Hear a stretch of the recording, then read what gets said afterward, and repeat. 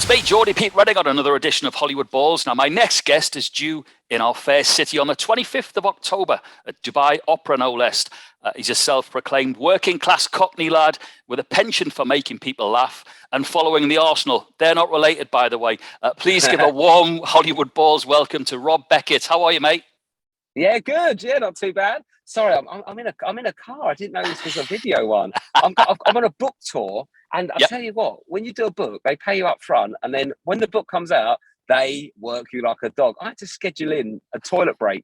I was so busy. I had to just run away and miss an interview to go to the toilet to do a big one. But anyway, so I got bugged down by that. You've got time for us, which is great. Now they say that all good things come to those who wait. And here we are, Dubai ready for a right old knees up later this month.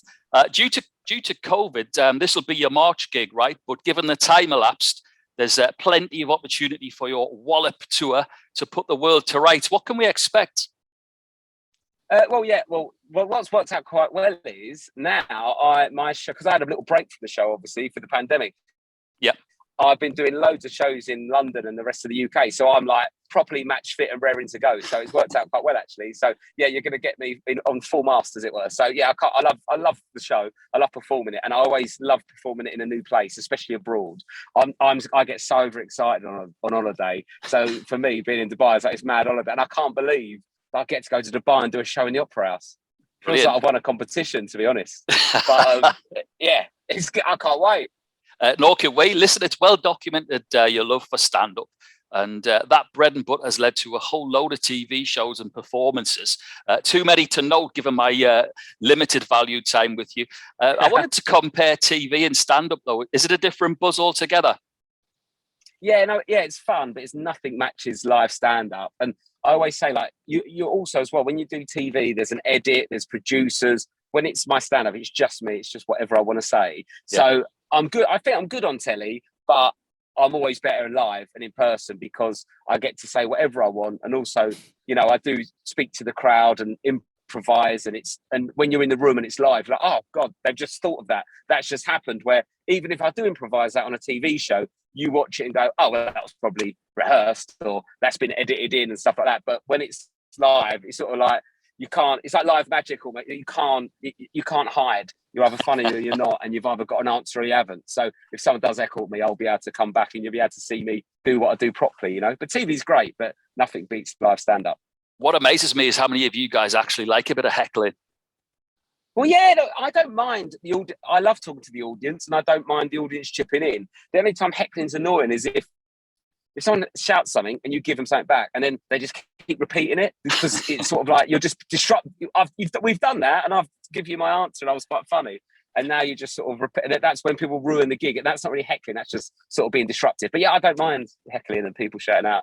Good stuff. As long as it doesn't overrun the gig. No, you'll probably get a bit, I would imagine. Listen, I was reading through Twitter. There was a tweet listing famous faces from Bromley recently, but you quite rightly pointed out that you're actually from Mottingham. Not so shabby itself, by the way, for a few star names. Couple of athletes, cricketing legend W.G. Grace.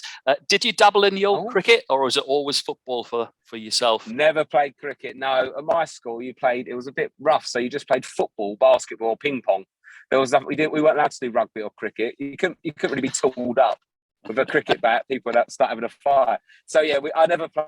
Good stuff. Listen, it was great that I know you're a Gunner, big Arsenal fan. Football fills everyone with frustration at times. No more than me. I'm a Newcastle fan. Listen, we share our Hollywood. Oh, you must be buzzing. Well, yes, I am. Yeah, I do want to say that. So happy.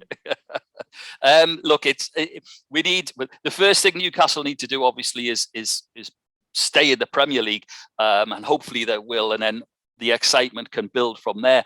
But listen, I share our studio with Arsenal legend, Super Kevin Campbell, and he says for Arsenal that he's quite confident that the Arsenal are going in the right direction. What do you think? I don't. I'm not confident. I like Arteta, and I think he's a proven coach, but he's not a proven manager. And I think if you want to be a top-level club, you need a top-level manager. And I'm not saying Arteta won't be. I think he might be going forward. I think he's got a big chance of being a great manager. However, I sort of think we look at Chelsea. You get in a proper manager like Tuchel, who's proved it all around the world, and there's an immediate impact. I don't want a process. I want an answer. You know what I mean? God, I sounded quite aggressive there, but you know what I mean. Yeah, I do, and it's interesting though. Looking at it, everyone says that they take to Twitter and say Newcastle fans expect to win the Premier League and the Champ. They don't. They just want a team that tries hard. I've been going 47 years. I've seen them win nothing.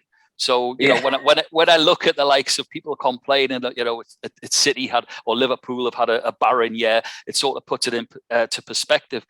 I can see your point, but I can see Kev. I think Arsenal are there or thereabouts. They've got some great young players, haven't they? Yeah, I don't think they're going to drop off anymore, obviously. But I just think you need a manager that's got a proven record, and Arteta hasn't yet. He's learning his trade. Like, when Vieira has gone to Palace and he's sort of working his way up, kind of thing. That's where you have got time to sort of tweak and work it out. But anyway, that's just my opinion. What do I know? Well, you're a fan. Everyone's got their opinion. Listen, you've got a new book on the shelves, a class act, an exploration of fitting in. So I've got to ask you, is it ever acceptable to serve any tucker on a board, let alone pie and mash?